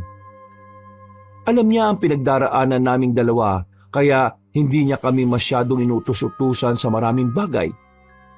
Pero nagsagad talaga kami sa pagtatrabaho dahil pareho pa rin naming naiisip ang sinapit ni Isko. Para mabawasan ang pag-iisip, kailangan maging focus kami sa pagtatrabaho. Maya-maya, pagkatapos ang pagdagsa ng mga tao, pasado 2:00 ng hapon ay nagpahinga na muna kami. Nagpaalam na muna si Kovia na uuwi habang ako ay nagpaiwan sa karinderya. Baka kasi dumagsana naman ang mga tao magmimerienda naman. Tahimik nung hapon na yon, Kabanong. Kaya naman naisipan kong puntahan si Juliana sa kusina para tanungin sana. Pero mas napabaling ang atensyon ko sa isang silid na malapit sa daan papunta sa likuran. Yung likuran ng bahay na tinutukoy ko ay katapat na sa malawak na bukirin. Bubuksan ko na sana ang silid na yon, pero narinig kong nag-ingay ang mga kambing sa likod. Dali-dali ako nagpunta roon at nakita ang babaeng hinahanap ko. Nandiyan ka pala, Juliana. Hinahanap kasi kita eh. Bakit? May customers ba? Baka naghahanap na naman yun ng papaitan. Bus pa naman na talaga. Bukas na kasi ulit ako magluluto dahil hindi ko nalaga yung isa pang laman loob kanina. Nandun pa yun sa freezer at sobrang tigas pa. Ganun ba? Wala pa namang mga bibili. Gusto ko lang talaga sana kitang tanungin tungkol kay Isko. Tungkol kay Isko? Oo eh. Paano ko ba sasabihin to?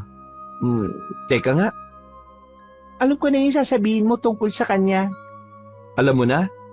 Oo. Siguro sinabi niya sa inyo na nanliligaw siya sa akin. Oo eh. Pero totoo ba? Oo, totoo yun. Pero hindi ko naman sa pinapaasa siya. Sinabi ko naman sa kanya na susubukan ko pa rin yung panliligaw niya pero hindi ako nangangako na sasagutin siya. Pumayag naman siya. Sabi ko rin kasi may nagugustuhan na akong iba eh. May nagugustuhan kang iba? Taga rito sa atin? Oo, kaso mukhang malabo na magustuhan ako noon. Ganun ba? Natigil na ako dahil bigla na lang kasi siyang tumingin sa akin na makahulugan. At katulad ng dati, para na naman siyang pumapasok sa isipan ko at gusto kong kontrolin. Nilabanan ko yon kaya sumasakit na naman ang ulo ko at napaiwas na ako ng tingin. Napatras din ako at nang mapansin niya yon ay pasimple siyang humahawak sa balikat ko. Nakita ba kayo nung isang gabi bago siya namatay? Ha? Makikita pa lang sana. Kaso hindi siya sumipot eh. Kaya yun, naisip ko na baka hindi na siya pupunta. Natulog na lang ako tapos nabalitaan ko na nga yun nangyari. Sa totoo lang, ayaw ko lang ipakita pero sobrang nanlumo ako kasi parang nagugustuhan ko na nga siya talaga eh. Kung alam ko lang na mangyayari to, dapat pala hindi ko na pinatagal yung panliligaw niya. Hindi ko rin alam kung bakit pero niyakap ko na lang siya ng maigpit para aluin. Hanggang sa maramdaman ko ang maigpit niyang pagkakayakap pabalik. Nung una ay naiilang pa ako, pero pagkalaon ay para na akong nahihipnotismo ulit.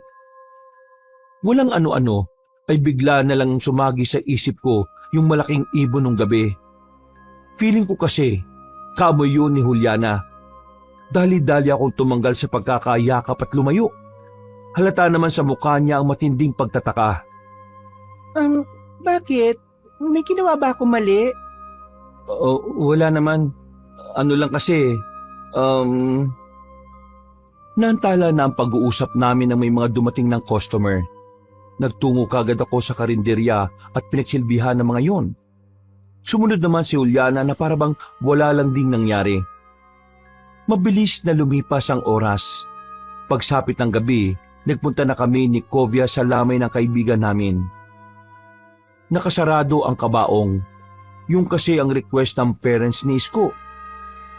Ang dinig ko rin kasi ay nahirapan ang nag-imbalsa mo na ayusin ang hindi magandang kinahinatnan ng kaibigan namin. Hindi rin kami masyadong nagtagal sa lamay dahil maaga kaming pinapasok ni Juliana sa karinderya. Nang pauwi na, ay naisipan kong mapadaan muna sa karinderya. Hindi ko rin alam kung bakit pero may nag-udyok sa akin na gawin yun, Kabanong. Tumayo ako sa harap ng bahay ni Juliana hanggang sa makita kong lumabas siya. Nagtago ko sa isang gilid at nagmasid lang. Naglakad naman siya palayo hanggang sa hindi ko na makita pa. Saan pupunta yun? Ating gabi na. Lumalabas pa rin siya. Alam niyang Delikado ngayon lalo na sa mga babaeng katulad niya. Susundan ko sana siya pero biglang humangin ng may kalakasan. Bigla akong nangilabot hanggang sa makarinig ako ng nakakatakot na pagaralgal na ungol ng kung anong hayop mula sa hindi kalayuan. Napatingin ako sa madilim na bukid na nasa likuran ng karinderya. Pagkatapos ay pasimple na akong naglakad hanggang sa patakbo na yon. Muli kong narinig yung pagaralgal na ungol at palakas na ito ng palakas. Hanggang sa may narinig na akong malaki at mabibigat na yabag mula sa likuran. Kumaripas talaga ako ng takbo hanggang sa makarating sa iskinita banda sa amin. Mabuti na lang at may mga posting may ilaw doon kaya nakampante na ako. Nawala na rin akong sinong umahabol kaya nagmadali na akong umuwi. Bago matulog, hindi na naalis sa isip ko ang tungkol sa nangyari. Parang yun din yung umabol sa akin ng huling inuman namin nila Isko.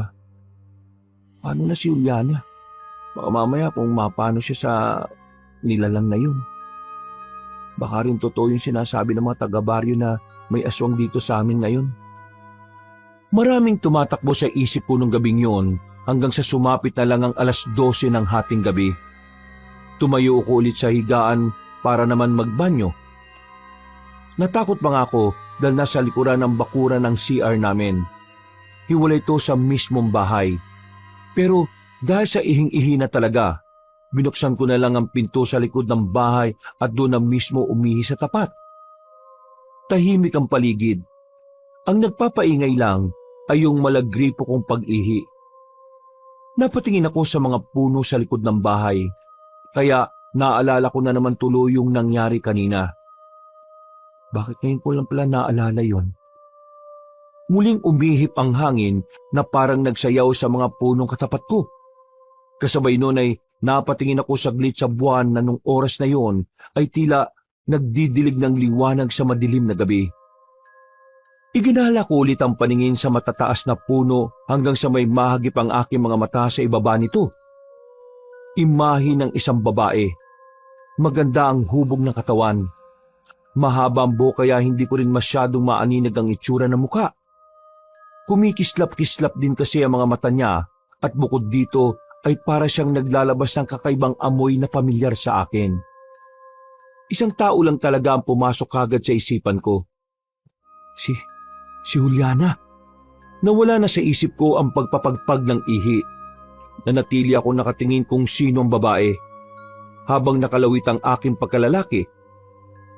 Juliana, ikaw ba yan? Anong ginagawa mo dyan? Nang muli ako mapatitig sa kumikislap niyang mga mata, ay nakaramdam na naman ako ng parang panghihipnotismo. Hanggang sa manakit ang ulo ko. Kaya saglit akong umiwas ng tingin. Pagbalik ng tingin sa ilalim ng puno, sa isang iglap ay bigla na lang ding naglahaw ang misteryosang babae. Kasunod ng ingay na parabang mayroong pumapagaspas sa di kalayuan. Para yung malaking ibon.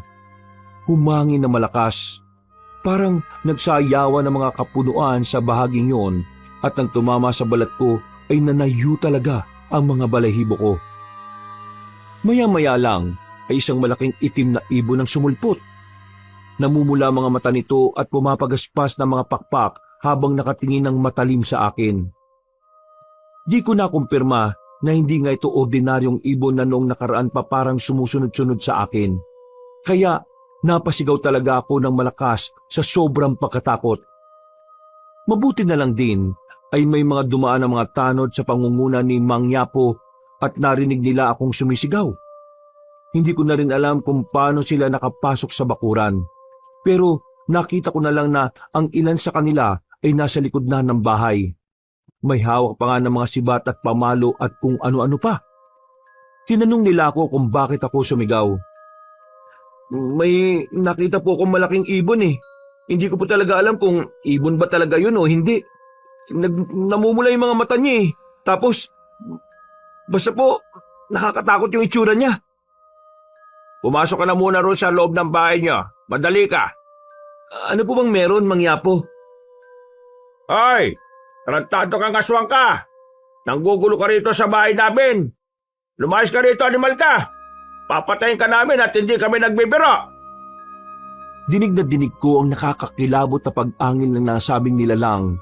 Dahilan din tuloy para magising ang kapatid kong si Rafa. Nang magtanong yun sa akin, sinabi ko rin naman kaagad ang totoo. Mabuti na lang din ay hindi nagising ang mga magulang namin. Maya-maya pa nga ay nawala ng malakas na hangin at maingay na pagaspas ng pakpak na sinasabi nila mangyapo na aswang. Nakahinga na kami pare-pareho ng maluwag dahil doon. Totoo ba yung aswang na yun, mangyapo? Oo, kung di ka pa rin naniniwala, nasa iyo na yon. Nung nakaraan pa namin napapansin na meron nga talagang gumagalang aswang dito sa atin. Yung aso, tuwing madalas na hindi mapakali paggabi, at sa tuwing ganun siya, biglang may nangyayaring kakaiba. Ano pong ibig yung sabihin kakaiba? Palagay ko yung pumatay kay Isko doon sa malaking batong lihim na daan hindi tao, kundi yung aswang na narito sa bakuran nyo kanina. Totoo po ba yung sinasabi niyo, mangyapo? Nakita mo ba yung sinapit na kaibigan mo? Opo. Sa tingin mo, tao lang na wala sa katinuan ang gagawa ng ganon sa kanya? Hindi ko rin po alam eh. Walang normal na tao ang gagawa ng ganon. At kundi normal, isa lang ang ibig sabihin nun. Ano po? Aswang! Aswang ang gumawa nun! Napakapit sa braso ko si Rafa na halatang natakot sa mga narinig. Ako rin naman ay natakot pero hindi ko ipinalata dahil ayaw ko mapanghinaan ang kapatid ko. Lalo na dalawa lang kami na nag-aasikaso rito sa bahay. Wala namang magagawa mga magulang naming nakaratay sa banig ng karamdaman. Para hindi na kayo dalawin ng aswang na yon, palagi kayo magsusunog sa hapon ng mababahong bagay katulad ng goma. Tapos, ugaliin niyong maglagay ng asin sa mga bintana at pinto. Lalong higit sa lahat, magdasal kayo palagi at manalig. Huwag niyong ipakita ang takot dahil naamoy yan ng mga aswang. Sige po, salamat po. Basta, kung kailangan niyo ng tulong tawagin niyo lang kami ha. O sige na, matulog na kayo. Huwag kayong mag-alala dahil hindi na babalik yung aswang na yon. Sigurado ko ron. Katulad ng sinabi ng matandang Ginoong Tanod, pag-alis nila ay nakandado kagad ako ng pinto at naglagay ng mga asin-asin. Sinilip ko rin muna ang mga magulang ko sa kanilang kwarto bago matulog. Kinabukasan ay kagad nang lumaganap sa baryo ang balita. Sa karinderya ng papaitan ay nadidinig ko na sa karamihan ng customer ay yun ang usapan. May mga lumapit pa nga sa akin at nagtatanong tungkol doon. Tinatanguan ko lang dahil hindi ko rin naman talaga sigurado ang totoo. Nang matapos na ang trabaho namin sa tanghali, lumapit sa akin si Kovia. Sa sobrang busy kasi namin kanina, ngayon lang kami nakapag-usap. Pre, totoo ba yung nabalitaan ko? May dumalaw na aswang sa inyo? Mabuting araw dumating sila mangyapo, pati yung ibang tanod. Oo, pre. Ano ba yung nakita mo kagabi? Malaking ibon. Ang totoo niyan, pre, yung huling inuman natin nila Isko, nakita ko na yon. Para niya nga akong sinusundan eh. Talaga? Oo, hindi ko nga alam kung bakit. Baka pati yung aswang pre, napupugian sa'yo. Langya na yan oh. Iba talaga ang kaibigan ko. Kahit aswang napapahumaling sa kanya. Loko-loko.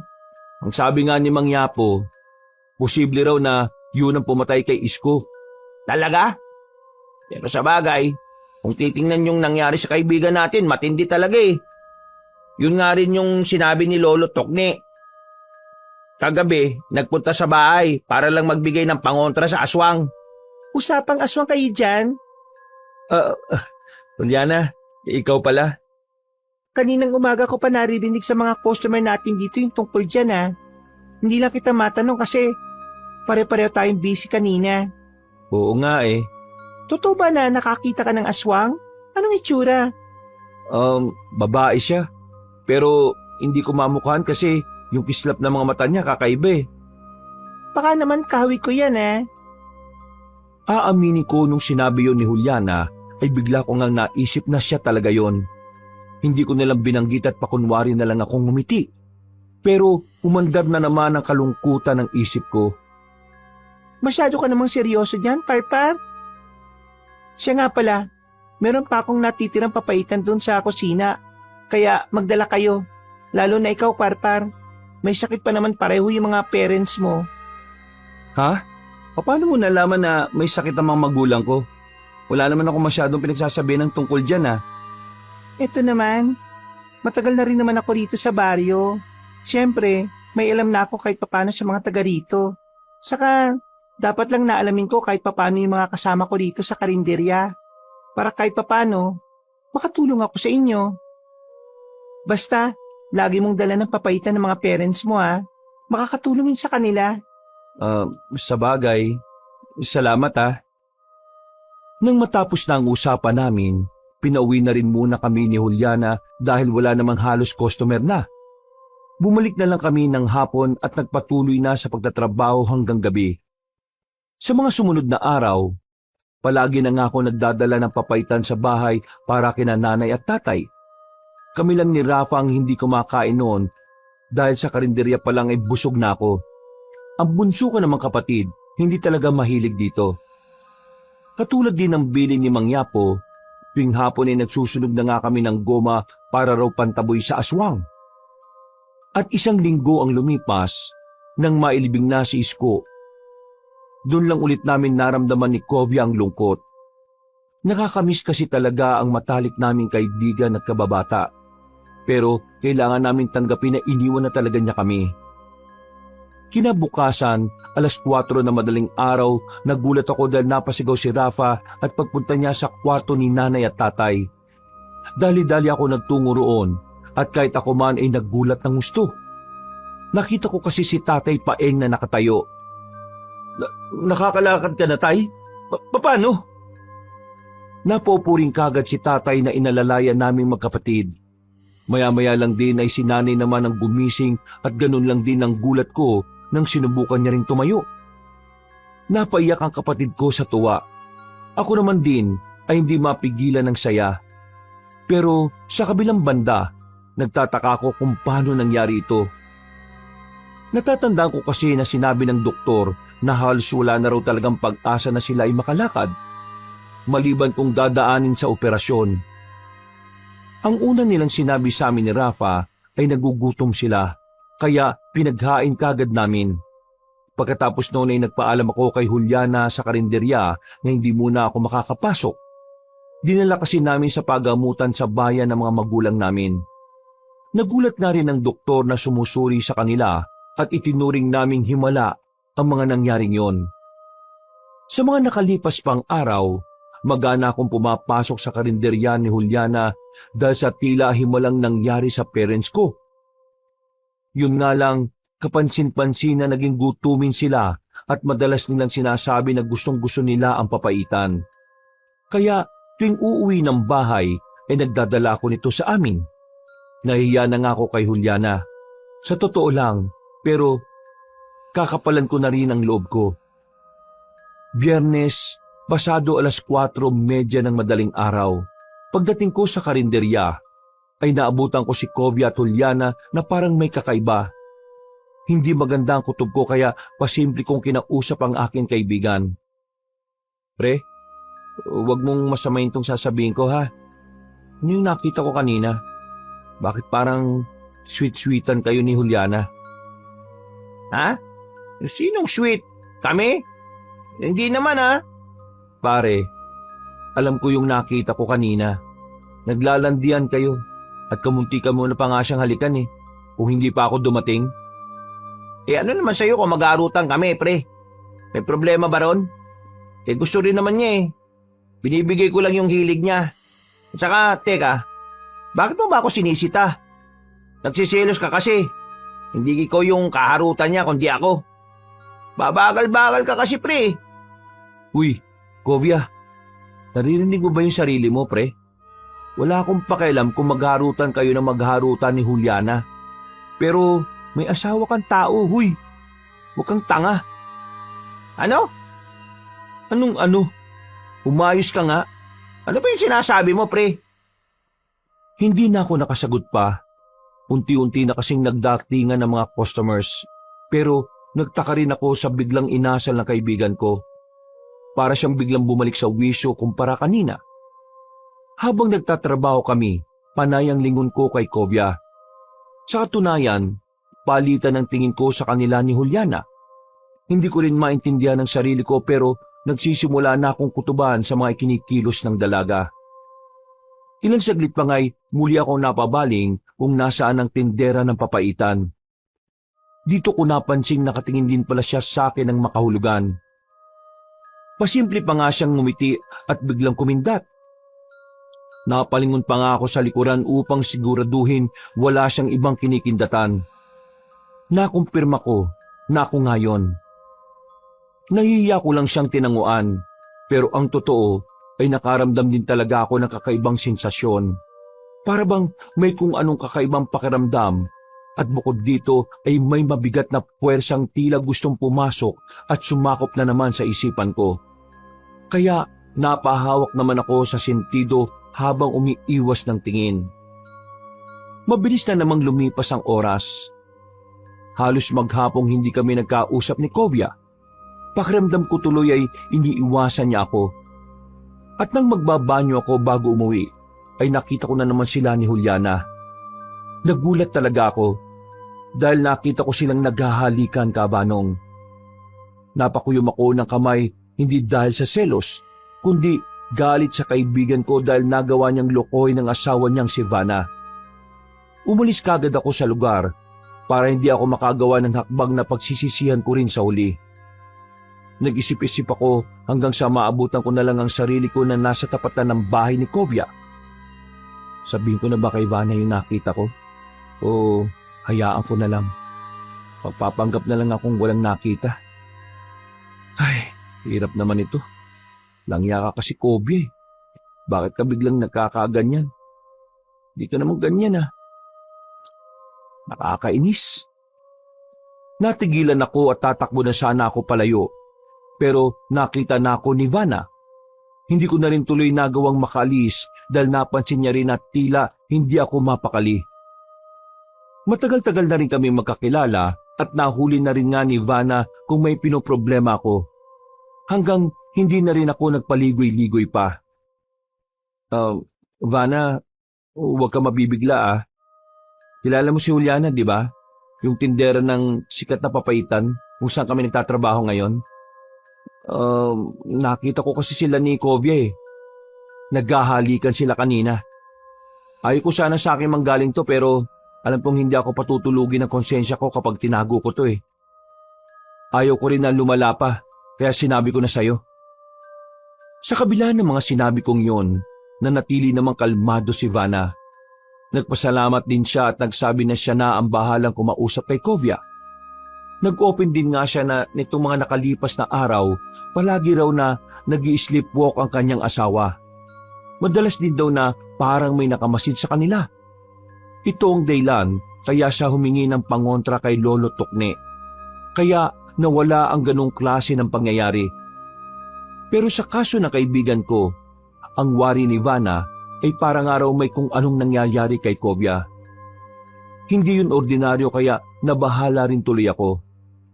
Matapos namin mag-usap ng masinsinan, umuwi na ako kahit papaano'y nabawasan ang bigat ng dibdib ko. Pero nalulungkot pa rin ako at nagagalit. Habang nasa bahay, pagkatapos naming magapunan ay ito pa rin ang tumatakbo sa utak ko. Hanggang sa nakatulog na lang ako na mahimbing.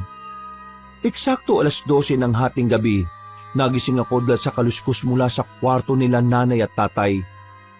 Bumangon ako at saka lang napansin na wala sa tabi ko si Rafa. Bumangon ako nang pupungas-pungas pa ang mga mata. Dediretso nga sana ako sa banyo pero naisip ko munang sumilip sa kwarto nila nanay at tatay. Pero habang papalapit ako roon, ay may biglang humatak sa akin. Napunta kami sa pinakasulok malapit sa banyo at nagsumiksik doon. Nang makita ko kung sino ang humatak, ay kagad akong pumiglas. Bakit mo kinatak, Rafa? Ano bang meron? Tinakpan na niya ang bibig ko. Kasunod nito ay bumulong siya sa akin na huwag maingay. Wala man akong maintindihan sa nangyayari ay naramdaman ko ang takot ng nakababata kong kapatid. Nanginginig kasi siya at tila naiiyak habang bumubulong. Nang sinubukan ko siyang kausapin, nakarinig na nga kami ng ingay sa bandang kwarto nila nanay at tatay. Mas lalong nahintakutan si Rafa. Humawak siya sa braso ko ng maigpit at hinila niya ako para magsumiksik doon. Ano bang kinatatakot mo, Rafa? Eksaktong pagkatanong ko noon, nakarinig na kami ng mga yabag. Hanggang sa maaninag na namin sila nanay at tatay. Namumula ang mga mata nila. Naglalaway at parang may mga nangingitim na ugat sa kanilang leeg at sa bandang noo. Nagtaka ko at lalapit na sana ako dahil na rin sa kakaibang asta nila nanay at tatay, pero maigpit ang pagkakahawak sa akin ni Rafa na takot pa rin. Rafa, ano ba nangyayari kay nanay at tatay? Ha? Anong sinasabi mo? Teka, aswang? Dahil napalakas ang boses ko, napalingon tuloy ang mga magulang ko sa amin. Doon namin mas nakita ang nakakatakot nilang itsura. Para silang mga asong ulol na gutom at handang manakmal. Doon na ako ginapangan ng takot nang sabihin nga ni Rafa sa akin na aswang ang mga magulang namin. Hindi talaga ako makapaniwala, pero nang makita ko sila, ay naihalin tulad ko nga sa nanalakay sa amin nung nakaraan. Ngumiti sila pagkakita sa amin. Sabay sabing patikim ng sariwang dugo at karni namin. Dahil dito'y hinatak ako ni Rafa palayo sa kanila. Sumunod naman ako habang nililingon-lingon sila nanay at tatay. Mula sa pinto ng likod ng bahay, nakalabas kami at umikot hanggang sa lumang gate. Nakalaki ito at naiwan sa loob ng bahay ang susi. Kaya nataranta kami pareho ng kapatid ko. Napasulyap ulit ako sa likuran at nang makita ko na ang mga magulang namin na tila hayok na hayok kaming matikman, gumawa na kagad ako ng paraan. Rafa, tumutong ka sa akin, bilisan mo! Tumulong ka sa bakod! Talo na! Pinagdikit ko ang mga kamay ko at saka iniharap nga kay Rafa. Sumampa siya rito at kumapit sa bakod saka muling tumapak sa balikat ko bago tumalon palabas. Ako naman, habang papalapit ang mga magulang naming naglalaway, tumalon ako sa bakod at saka rin sumampa. Nang aangat na, ay nahawakan ni nanay ang pako. Wala akong napagpilian kundi ang sipain siya sa muka. Sorry, Nay! Sorry! Tumalon na rin ako at sabay kaming huminto ng kapatid ko. Pinagmasdan namin sila na naglalaway pa rin habang nakangiti. Ano ba nangyayari kina nanay at tatay? Paano sila naging mga aswang? Hindi na nakasagot si Rafa sa mga tanong. Nagulat na lang kami kasi tumalon na sila nanay at tatay sa bakod nang walang kahirap-hirap. Kumaripas na tuloy kagad kami nang wala sa oras. Hindi na rin namin alam kung saan pupunta, kaya nagsisisigaw na lang kami pareho hanggang sa maabutan na nga kami. Nadapa pa ang kapatid kong nahuhuli at nang dadambay na siya ng mga magulang naming wala sa sarili ay dumating ulit si Mang Yapo kasama ang iba pang mga kalalakihan. Hinagisan lang nila ng asin si nanay at tatay. Hindi naman sila nasaktan pero iwas na iwas sila sa asin. Bilisan nyo rito! Parpar! Rafa! Tumakbo kayo rito palapit! Hindi yan sila basta-basta makakalapit dahil may orasyon at bendisyon ng asin na yan! Opo, sige po! Inakay ko kagad ang nakababata kong kapatid na kitang-kita ang takot. Umiyak na nga siya dahil sa mga nangyayari. Ako naman ay pinipilit lang kalmahan ng lahat. Pero nanginginig pa rin ang katawan ko sa tindi ng takot. Maya-maya pa ay nahuli na nga ang mga magulang namin. Nilambat sila at tinali. Siniguro nga ni Mang Yapo at ng iba pa na hindi talaga sila makakatakas. Mahalaga pa ba kung ano sila ngayon?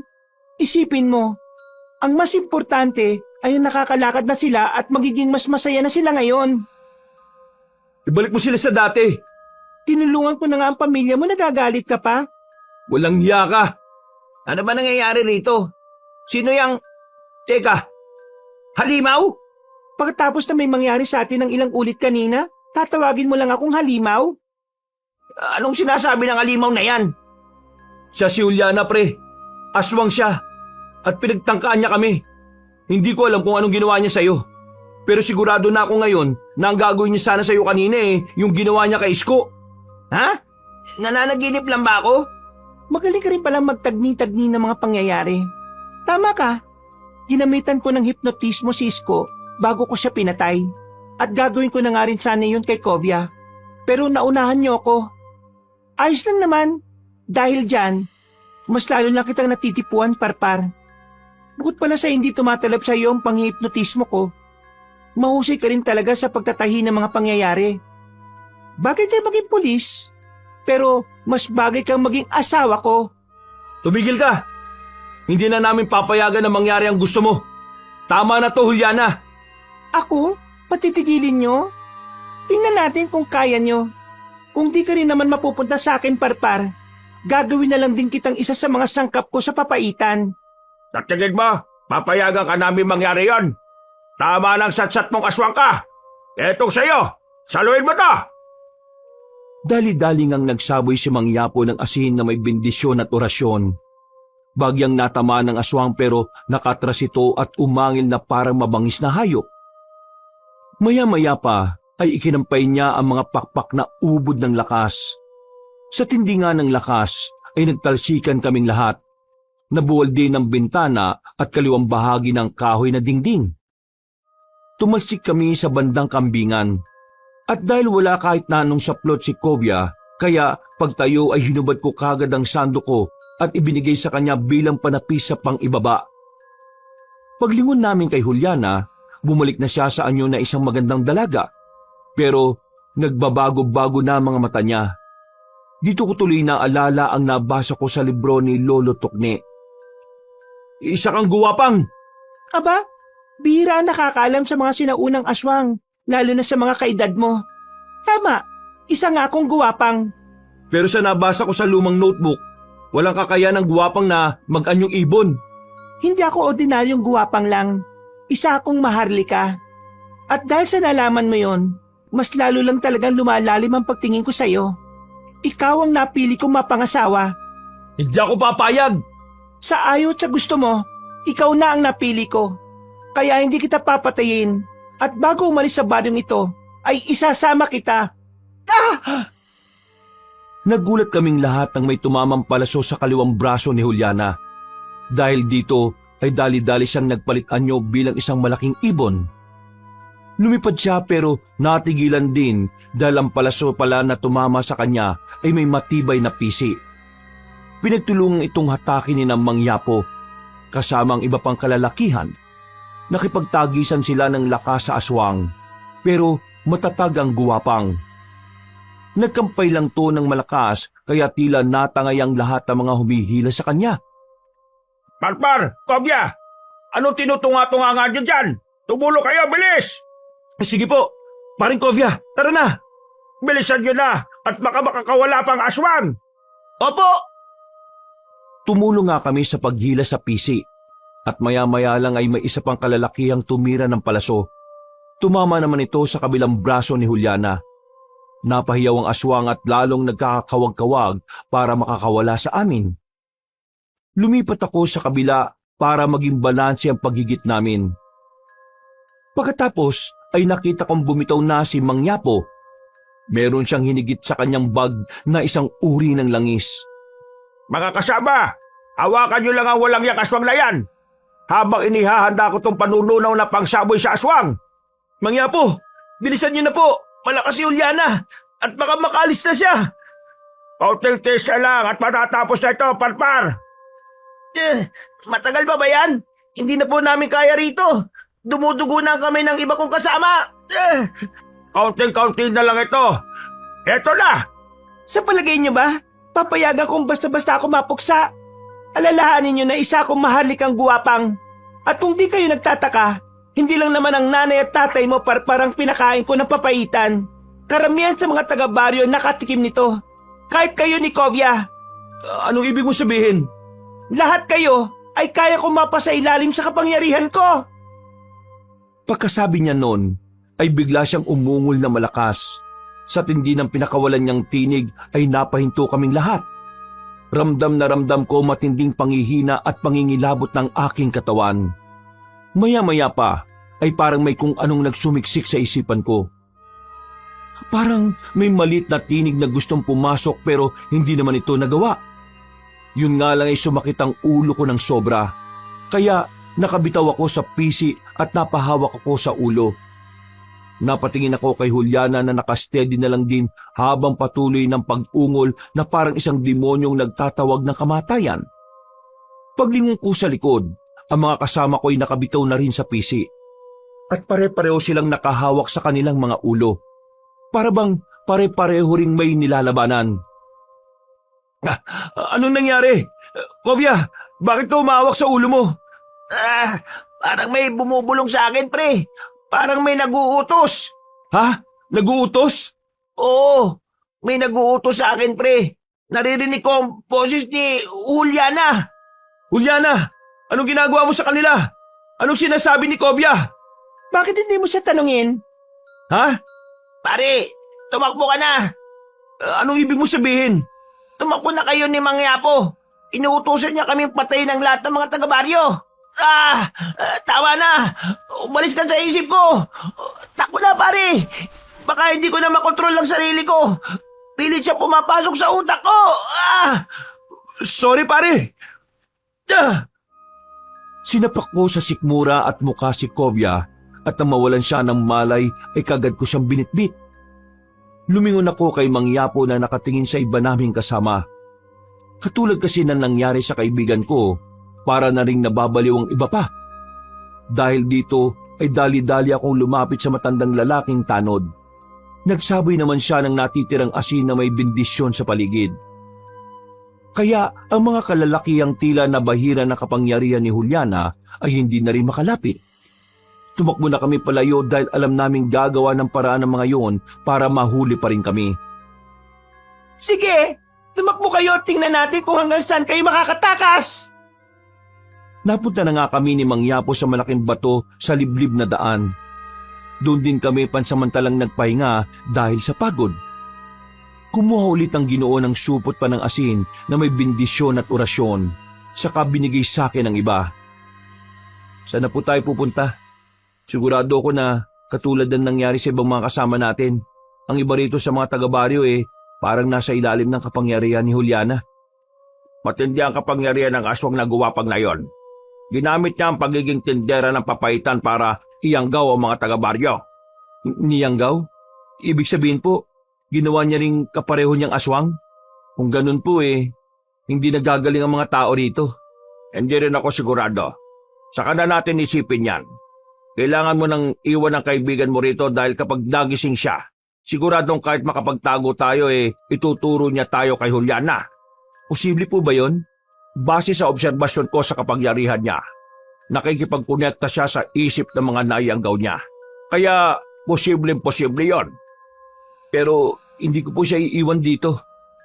Pasensya na po dahil ayaw ko nang maulit yung nangyari kay Isko. Dito po mismo nangyari yun sa lugar na to Kung di na kita mapipigil, sige, umalis na tayo rito at humanap ng ligtas na lugar. Bumalik po muna tayo sa barangay hall. Nagkasundo nga kaming pumunta roon para na rin mabalikan ko si Rafa. Pero ganun na lang ang gulat namin dahil nakakawala na ang mga magulang ko. May ilang patay na rin doon kaya nasiguro naming delikado na. Nakahinga naman ako ng maluwag kahit papaano dahil narinig ko mismo sa bibig ng mga magulang ko na nakakawala si Rafa at tumakbo palayo. Kailangan po natin makita ang kapatid ko. Hindi natin alam kung nasaan siya. Magtago na muna tayo, pakiusap. Dahil kung hindi natin gagawin yon, pareho tayo mamamatay. Napatango na lang ako, Kabanong. Pagkatapos ay tumakbo na kami palayo bago pa kami makita ng mga nayanggaw. Mabuti na nga lang, kahit papaano ay may kaalaman si Mang Yapo. Nagpahid kami ng katas ng kung anong halaman. Ang sabi niya ay makakatulong yon para hindi maamoy ang dugo at karne namin. Nagpatuloy kami sa pagtatago hanggang sa marating namin ang bahay ni Kovya. Kumatok kagad kami at pinagbuksan naman kagad ni Vanna. Pinaliwanag ko kagad ang nangyayari pati sa buong baryo kaya naalarma siya. Isinalaysay ko rin kung paano nga hinipnotismo ng walang niyang guwapang ang kaibigan ko. Ganon din pala kasi ang ginawa niya kay Isko bago ito patayin. naintindihan nga ni Van ang lahat kaya napaiyak siya. At habang nagkukwentuhan kami, naghahanda naman si Mang Yapo at nagmamatsyag sa labas kung may mga paparating na nayanggaw ni Juliana. Maya-maya pa ay nagising na nga si Kobya. Nakita kong may mga nangingitim na rin siyang ugat sa liig at magkabilang sentido. Inihanda nga kagad ni Mang Yapo ang panaboy pero nagulat kami sa ginawa ni Vana. Isinot niya lang ang porselas na kalmendigara sa kanang kamay ni Kobya at tila nahimasmasa na ito. Salamat sa ginawa mo, mahal. Pasensya kung nagkasala ako sa'yo. Hindi ko namamalayan yun. Nagyakapan sila bilang pagpapatawad sa isa't isa. Hanggang sa mantala lang yon matapos namin makarinig ng sigaw sa labas na humihingi ng saklolo. Boses ni Rafa yun! Kailangan ko pong lumabas doon, Mang Yapo! Sige pre, sasamahan kita. Sige! Mag-iingat kayo at bilisan nyo. Wala po pwedeng makakita na nandito tayo. Kung hindi, katapusan na talaga natin. Pagtango namin ni Kobya, lumabas na kagad kami ng bahay. Nakita ko nga sa hindi kalayuan si Rafa na tumatakbo. Tinakbo ko siya hanggang makalapit. Nang makita niya ako, huminto siya. Humihingal siyang yumakap sa akin habang umiiyak, kaya inalo-alo ko siya. Pinipigilan ko lang ding umiyak dahil ayaw kong mapanghinaan lalo siya ng loob. Nandito na ako, Rafa. Ayos lang lahat. Huwag ka na matakot. Tahan na dahil ligtas ka na. Pre, bumalik na tayo sa bahay bago pa tayo makita ng humahabol sa kanya. Oo, pre. Salamat sa pag-aalala. Nagmadali na kaming bumalik at pagdating sa loob ng bahay ay ikinandado kagad ni Mang Yapo ang pinto. Napansin kong may mga asin na sa bawat bintana at pinto, kaya medyo nakampante ako. Ano na pong gagawin natin, Mang Yapo? Mag-stay na lang po ba tayo rito hanggang mag-umaga? Ayaw ko mang sabihin pero gano'n na nga. Kahit delikado sa umaga, yun lang ang alam kong paraan para makalis tayo ng ligtas sa lugar na ito. Kaya kahit anong mangyari hindi nila dapat tayo matuntun dito. Yun na nga po. Salamat na lang din doon sa langis kanina na pinahid mo sa bawat isa. Para hindi tayo maamoy ng mga walang hiyang aswang. Kaya nga, pero hanggang 5 oras lang ang bisa ng langis. Alas 7 ng umaga, hahalimuyak na ang dugot karne natin sa mga nayanggaw. Kaya pagsikat ng araw umalis na tayo tumanap ng ligtas na lugar. May paraan pa po ba? Para mailigtas din yung mga taong niyanggaw ng hayop na Juliana na yon? Hindi ako sigurado dahil hindi naman talaga ako albularyo. Pero ang alam ko, may mga klase ng pagkayanggaw. Kung sa paraan lang naman ng salamangka sa pagkain, may posibilidad na mabali ang sumpa sa isang tao. At yung isa, hindi rin ako sigurado rito. Pero sa pagkakaintindi ko noon kapag napatay mismo ang nangyanggaw, mababali ang sumpa sa nabiktima. Kailangan pala natin patayin ang hayop na yun. Pero paano? Sa dami ng nayanggaw ni Juliana rito, siguradong bago pa tayo makalapit sa kanya patay na rin tayo. Maliban na lang kung siya mismong lalapit sa atin.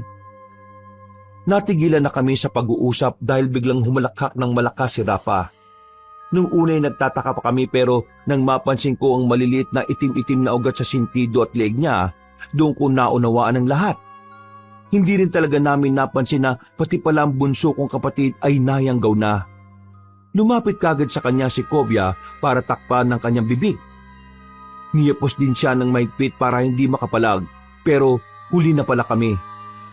Nakarinig na kami ng makakasunod na alulong at ungol ng mga nayanggaw sa labas ng bahay. Pagsilip ko sa butas ng bintana, dito ko nga nakita mga taga-baryo sa pangungunan ni Juliana. Nasaan yun na siyang ibon pero ang mukha niya ay nanatiling tao. Pagkatapos siyang humalakhak at umungol ng pagkalakas-lakas, ay saka siya nagwika sa amin. Gusto mo bang malaman, Parpar, kung kaninong ideya mga ito? Alam mo ba na sinabi ng nanay at tatay mo na iyang gawin ko si Rafa at siya ang gawin kong pain para mahanap kayo kagad? Matindi rin talaga pagmamahal mo sa kapatid mo no? Kaya mas lalo lang akong nahuhulog sa'yo. Kaya gagawin talaga kitang asawa. Total, hindi rin naman hadlang ang mga magulang mo Naloko na. Ano nang gagawin natin ngayon, Mang Yapo?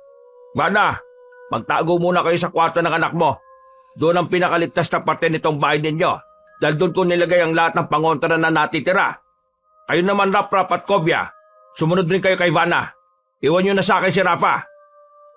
Anong gagawin nyo? Kailangan may maiwan dito bago sumikat ang araw. Ang mga bagong yanggaw, hindi sila sanay sa araw.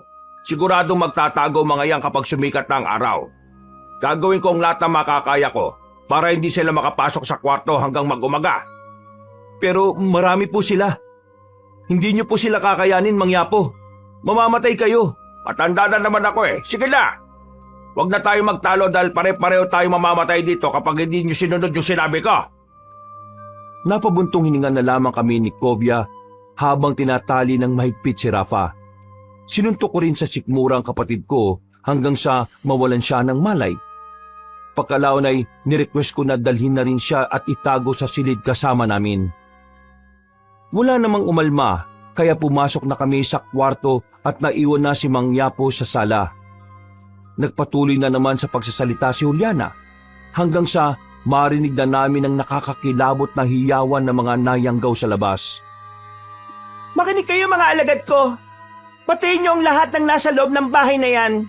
Maliban sa pinakamamahal kong si Parpar. Siguraduhin niyong hindi siya masasaktan dahil bibigyan niya pa ako ng maraming anak na magiging mga bagong henerasyon ng maharlikang guwapang. Nakita ko ang takot sa mukha ni Kovia at Vana, kaya hinawakan ko sila pareho sa kamay at niyakap pagkatapos. Hindi ako nagpakita ng takot kahit ang totoo ay nanginginig na ang kalamnan ko sa tindi ng pagkasindak.